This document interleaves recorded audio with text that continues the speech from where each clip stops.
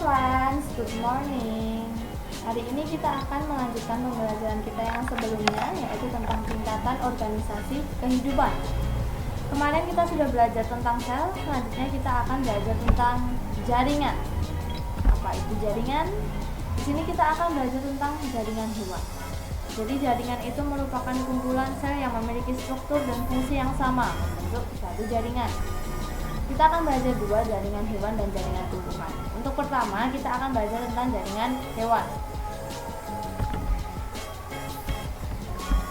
Jaringan hewan itu ada jaringan epitel, jaringan saraf, dan jaringan ikat.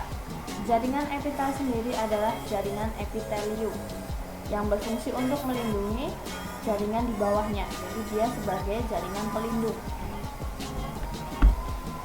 Ada epitel pipih, ada epitel batang, epitel kubus, dan epitel silindris. Epitel pipih selapis.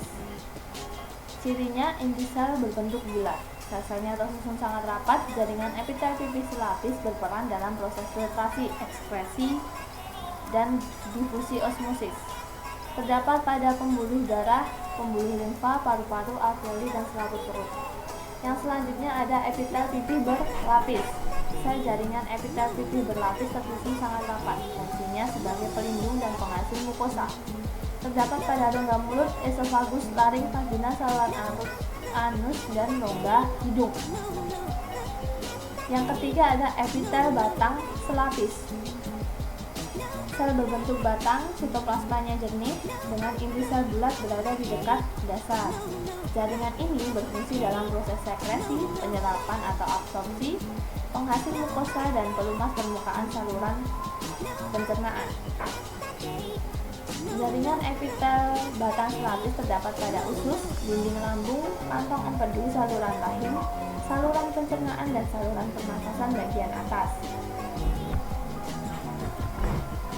Selanjutnya ada epitel batang berlapis. Jaringan ini tersusun dari banyak lapisan sel yang berbentuk batang. Fungsinya sebagai tempat sekresi dan penghasil mukosa serta ekskresi. Terdapat pada kelenjar ludah, kelenjar susu, mata yang berwarna putih, faring, laring, dan uretra. Selanjutnya ada epitel kubus selapis. Fungsinya sebagai tempat sekresi. Terdapat pada permukaan ovarium, nefron, ginjal, dan lensa mata. Ada epitel kubus berlapis. Fungsi jaringan epitel kubus berlapis ini sebagai pelindung dan penghasil mukosa. Terdapat pada folikel ovarium, testis, kelenjar keringat, dan kelenjar ludah.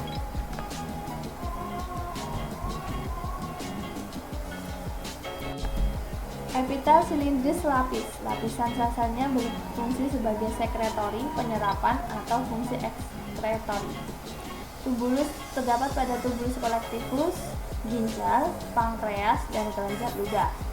Epitel batang bersilia.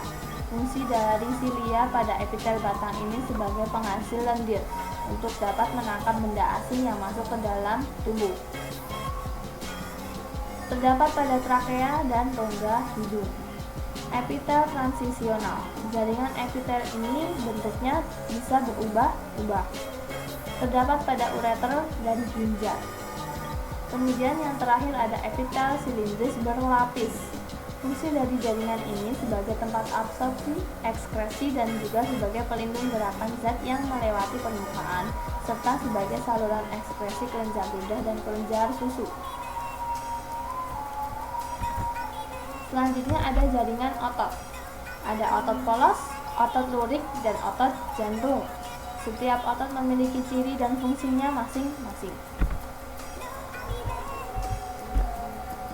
Otot polos bentuknya gerendong, ujungnya meruncing. Otot lurik berbentuk panjang silindris, dan otot jantung berbentuk panjang silindris bercabang. Jumlah inti sel pada otot polos itu satu, terletak di tengah. Pada otot lurik, inti selnya banyak, terletak di tepi sel. Kemudian pada otot jantung, inti selnya banyak, terletak di tengah. Cara kerja otot polos dia autonom atau bekerja secara tidak sadar.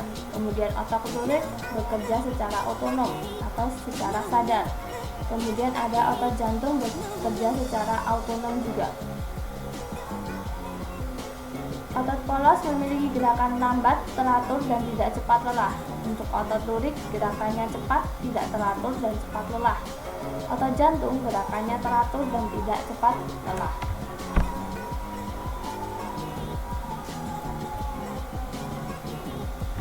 Kemudian ada jaringan saraf. Di sini ada gambar saraf, di situ ada bagian-bagiannya, ada dendrit, badan sel, akson, selubung mielin, dan sinapsis.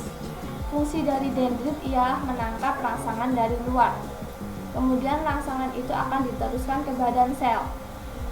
Dari badan sel akan menanggapi rangsangan dan diteruskan ke pusat jaringan saraf melalui akson dan selubung mielin.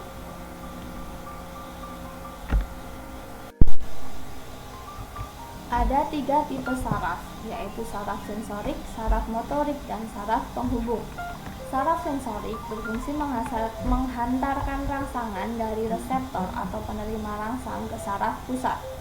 Saraf motorik atau eferen berfungsi menghantarkan impuls motorik dari saraf pusat ke efektor. Saraf penghubung berfungsi untuk menghubungkan sel saraf yang satu dengan sel saraf yang lainnya. Selanjutnya ada jaringan ikat. Ada jaringan ikat sejati, jaringan rangka, dan jaringan ikat cair.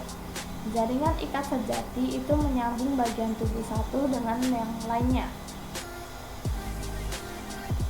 Di sini ada tendon dan ligamen. Kemudian ada jaringan rangka, fungsinya untuk menyokong tubuh. Ada tulang rawan atau kartilago dan tulang keras. Kemudian ada jaringan ikat cair. Jaringan ikat cair berfungsi untuk menghantarkan substansi atau molekul-molekul yang diperlukan ke seluruh tubuh. Ada darah dan limfa.